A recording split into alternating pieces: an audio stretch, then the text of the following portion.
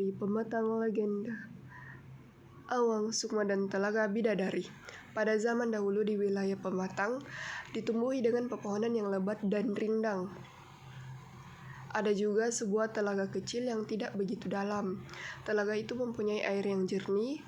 Meskipun musim kemarau, air di telaga itu tidak pernah kering. Di tengah telaga indah itu, hiduplah seorang lelaki muda yang sangat tampan rupawan. Awang Sukma hidup sendiri, tetapi ia adalah orang yang sangat hebat dan menjadi penguasa di daerahnya, sehingga masyarakat memberi gelar Datu. Selain berwajah tampan rupawan, Awang Sukma juga pandai meniup seruling. Awang Sukma sering memburu burung yang menempel di pohon limau. Terkadang saat pohon limau sedang berbunga, maka burung-burung akan berdatangan dan menghisap madu.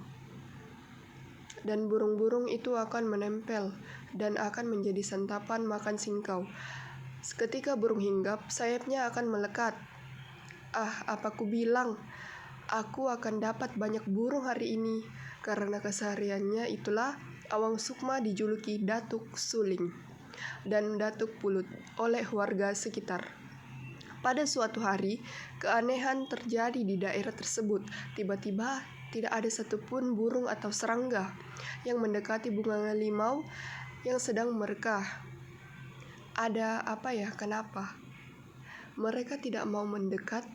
Awang Sukma pun mencoba mendekati bunga limau. Apa beracun ya? Jadi si burung itu tidak mau lagi menghampirinya. Awang Sukma tidak ambil pusing. Ia bersandar di bawah pohon limau dan memainkan serulingnya dengan nada. Awang Sukma tertidur sangat nyenyak.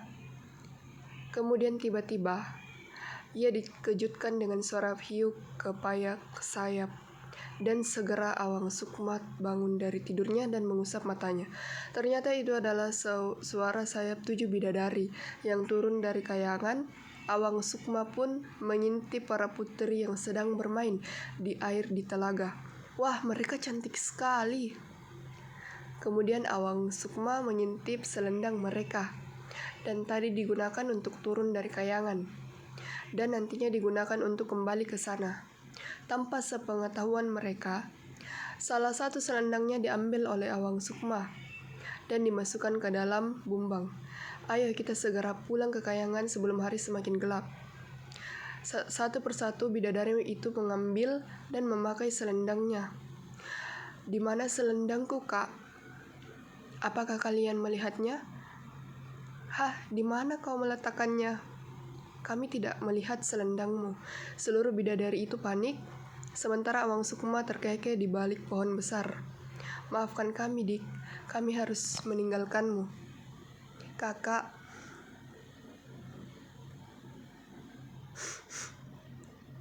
Putri bungsu adalah putri yang paling cantik. Karena merasa sangat sedih, ia terus menangis, dan badannya tidak berdaya. Melihat hal itu, Awang Sukma segera keluar dari tempat persembunyiannya. Tuan Putri, kenapa kau menangis? Aku kehilangan selendangku. Aku tidak bisa kembali ke kayangan. Untuk sementara, tinggallah bersama hamba. Sang putri bungsu tidak punya alasan untuk menolak. Akhirnya ia pun setuju untuk tinggal bersama dengan Awang Sukma. Awang Sukma terpesona dengan kecantikan putri bungsu ini. Aku menyukaimu, maukah kau menjadi istriku? Karena putri bungsu sudah cukup mengenal Awang Sukma, ia pun setuju, dan mereka melangsungkan pernikahan. Mereka menjadi pasangan yang sangat serasi. Keduanya adalah orang yang bijak, lemah lembut, dan penyayang. Mereka dikaruniai seorang buah hati bernama Kumasari. Kau adalah anak yang sangat cantik, sama seperti ibumu. Di tengah kebahagiaan keluarga kecil Awang Sukma, ada satu rahasia besar akhirnya terungkap. Sore itu, Awang Sukma sedang tertidur lelah sepulang bekerja. Sementara itu di lumbung padi, terdengar suara ayam hitam ribut di atas bumbung. Hus, hus. Aduh, jangan makan padiku, hus. Apa isi bumbung ini? Ini selendangku. Ternyata Selama ini suamiku sendiri yang menyembunyikannya, sehingga aku tidak bisa pulang ke kayangan bersama kakak-kakakku. Putri bungsu pun mengenakan selendangnya dan mengambil Kumalasari yang belum genap 1 tahun. Tangisan Kumalasari didengar oleh Awang Sukma. Ia pun terbangun dari tidurnya dan mendapati istrinya menggunakan pakaian putri. Rawatlah ia jika ia merindukan ibunya.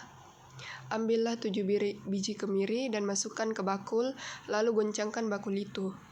Dan lanturkan lagu dari seluring kanda, maka Adinda akan menjumpainya. Adinda, maafkan Kakanda. Dari kejadian itu, Awang Sukma melarang keturunannya untuk memelihara ayam hitam yang dianggap pembawa sial itu. Telaga tempat bertemu Awang Sukma dan putri bungsu itu disebut Telaga Bidadari. Terletak di Desa Pematangan Gadung, Provinsi Kalimantan Selatan. Selesai.